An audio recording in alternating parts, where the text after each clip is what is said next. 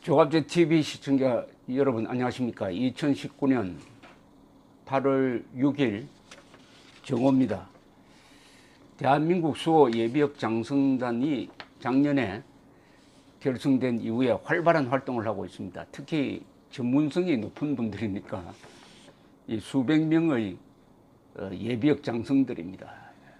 육군 참모총장, 공군 참모총장, 해군 참모총장, 합참의장, 국방장관, 더구나 백선엽 장군 등 우리나라를 지켰던 분들이죠. 총과 칼을 들고 이분들이 안보 이념 문제에 대해서 그때그때 성명서를 발표하고 있는데 전문성이 있음으로 해서 안심하고 국민들이 읽고 인용하고 확산시킬 수가 있습니다. 요새 페이크 뉴스가 워낙 많은데 대한민국 수호 예비역 장성단 성명서는 공부도 되고 절대적으로 안심할 수 있는 정보입니다.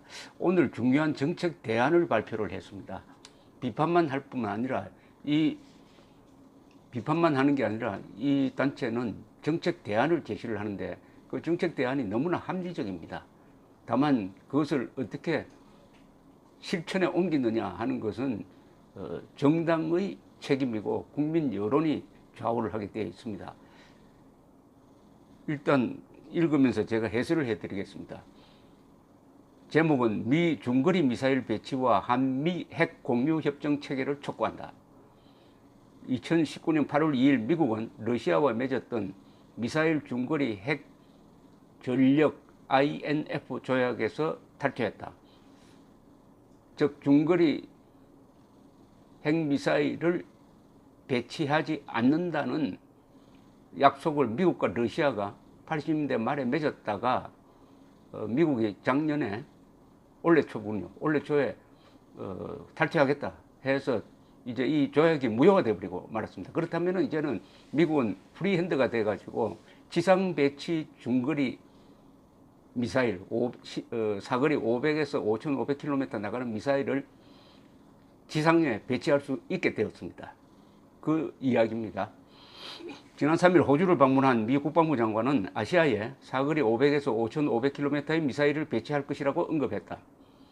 문재인 정부는 한미 간 그런 이야기가 오간 적 없고 9일 양국 국방부 장관 회담 의제도 아니다라며 서둘러 이를 검토할 의향조차 없음을 시사했다.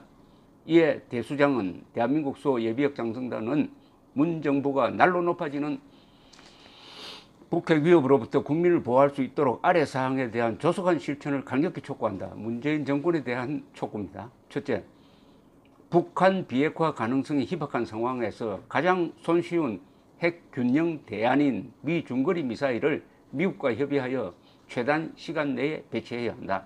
1977년 소련이 SS-20 중거리 미사일을 배치하자 미국은 서독과 프랑스의 강력한 요청에 따라 1983년부터 퍼싱2 미사일 사거리 1800km였습니다.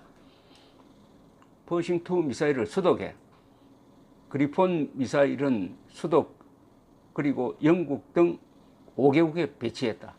이에 놀란 소련은 결국 미국에 굴복하여 1987년 중거리 미사일 배치하지 않는 협정을 체결했다. 이후 1990년 독일 통일, 1991년 소련 연방 해체가 이어져 냉전이 종식되었다. 한국에 미국 중거리 미사일이 배치된다면 이는 북핵 억제는 물론 서독에 배치된 퍼싱2가 독일 통일의 전기가 되었듯이 자유통일을 앞당기는 기폭제가 될 것이다. 나아가 미중 신냉전이 자유세계의 승리로 종결되어 동북아에 진정한 평화가 올 것이다. 아주 중요한 역사적 교훈을 여기 담고 있습니다. 그러니까 퍼싱2 미사일을 유럽에 배치하려고 하니까 서독을 중심으로 해가지고 반대운동이 좌파 주도로서 극심하게 일어났지만은 당시의 지도자들이 나토 국가의 지도자들과 레이건 대통령이 그런 반대 여론을 묵살하고 배치를 딱 해놓으니까 소련이 곤란하게 됐습니다. 소련이 배치한 중거리 미사일이 이제 무력화되고 말았습니다. 양쪽이 다 중거리 미사일 배치를 해버리니까 그때부터 고르바초프로 넘어가는데 소련은 고민하기 시작합니다. 이런 식으로 군비 경쟁해서는 안 되겠구나. 개혁으로 나가야 되겠다. 개방으로 나가야 되겠다. 이렇게 노선을 변경을 하게 만드는 게 바로 퍼싱2 미사일, 중거리 미사일의 유럽 배치였다는 점을 지적하면서 한반도에, 한국에 그것을 배치해 놓으면은 중국과 북한을 동시에 견제할 수 있고, 그게 동북아시아에서 자유세력이 승리하는 길이 될 것이다. 즉 자유세력이라는 것은 한미일 동맹을 주축으로 한, 여기에 호주까지 끼울 수가 있겠죠. 더 나가면은 인도도 같은 편입니다. 요새 인도 태평양이라는 말을 많이 씁니다. 이렇게 하면은 대륙의 전체주의 국가 두 나라죠. 중국과 북한을 자유화시키든지 무너뜨리든지, 중국이 무너지지 않겠지만 북한은 무너질 수 있겠죠. 이런 전략적 수가 있다 이겁니다. 그러려면은 한국에 미국의 중거리 미사일을 배치를 해 놓으면은 북핵 문제도 반 이상 해결된 거다. 이런 중요한 정책 대안입니다. 대수장의 성명서는 둘째, 이렇게 지적을 하고 있습니다. 중거리 미사일 배치와 동시에 한미 핵 공유 협정을 체결해야 한다. 나토는 유럽 국가를 망라한 집단 안보 기구이고, 지금 러시아는 옛 소련보다 약해진 탓에 우리의 전략 환경이 나토보다 훨씬 취약하다. 따라서 한미 핵 공유 협정은 나토보다 더 구체적으로 발전되어야 한다. 미 핵 전력에 대한 정보 공유, 공동 의사결정과 지휘 통제, 사용 시 한국의 잠수함 항공기 이용, 작전 계획 공동 작성, 연합 연습과 훈련 등 정책적 차원에서 작전적 차원까지 두루 포함할 것을 제안한다. 그러니까 핵을 한반도나 한반도 주변 수역에 미국이 배치하면 거기에 대해서 한국도 공동 사용권, 공동 관리권을 가져야 된다. 나토 5개국에서 시행하고 있는 핵 공유보다 더 강화되어야 한다. 즉 한국의 발언권과 영향력이 더 많이 들어가야 한다 하는 주장입니다. 이걸 같이 하자는 거죠. 중거리 미사일 배치 플러스 핵 공유 협정만 맺어버리면은 북한 핵은 고철덩어리가 된다, 이런 이야기입니다. 중거리 미사일 배치와 병행한 핵 공유 협정은 미국이 본토 안전을 위하여 한국을 희생하지 않겠다는 가장 확실한 메시지로서 북핵을 억제하고 북한의 비핵화를 견인하는 강력한 양날의 검 칼이다.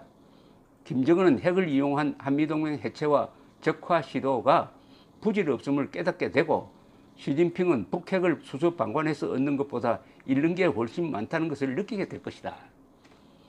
문 정부는 지금까지 대한민국의 생존과 번영에 역행하는 무수한 실책을 저질렀다. 이번에 이를 조금이라도 만회할 기회를 놓치지 말아야 한다. 더는 국가적 자살 행위를 반복해 헌법과 역사 앞에 영원한 죄인이 되지 말 것을 엄중히 경고한다. 문재인 정부가 그동안 잘못한 게 많지만은 미국의 중거리 미사일 배치를 받아들이고 동시에 핵 공유 협정을 맺는다면은 문재인 정부의 과오를 용서할 용의도 있다, 이런 이야기입니다. 저도 마찬가지입니다. 자, 그럼 어떻게 하면 이걸 문재인 정부가 받아들이도록 할 것이냐? 국민들이 들고 일어나는 거죠. 우리 살고 싶다, 죽지 않고 싶다, 죽기 싫다. 지금 김정은이가 오늘 밤에라도 신형 탄도미사일에다가 핵폭탄 갖다 붙여가지고 남쪽으로 쏘면은 다 죽는다. 사도도 효과가 없고 패트리엇도 요격이 안 된다. 그리고 핵 민방위 훈련을 안 해가지고 내가 어디로 달아나가지고 피신해야 할지를 모른다. 그러면은 북한이 핵을 쏘기만 하면은, 아니 핵을 쏘기 전에 죽는다 하는 것을 확실하게 보여주는 우리의 방어 전력이 핵으로서 존재해야 된다. 핵과 미사일을 우리도 가져야 된다, 이런 뜻입니다. 문재인 정권이 이것을 받을 일은 현재로서는 전무합니다. 가능성은 전무합니다. 전무하면 그러면 국민들이 가만히 있어야 되겠습니까? 살고 죽는 문제인데, 우리 국민들이 강력한 여론을 일으키고 우리도 핵을 갖자, 미사일 배치하라, 우리는 살고 싶다, 이렇게 나가면서 이것을 정책화하는 정당이 있어야 됩니다. 그것은 자유한국당이 해야 되겠죠. 자유한국당이 중거리 미사일 배치와 한미 핵 공유 협정 체결을 내년 총선의 가장 중요한 공약 하나로 내거는 거죠. 공약으로 내거는 겁니다.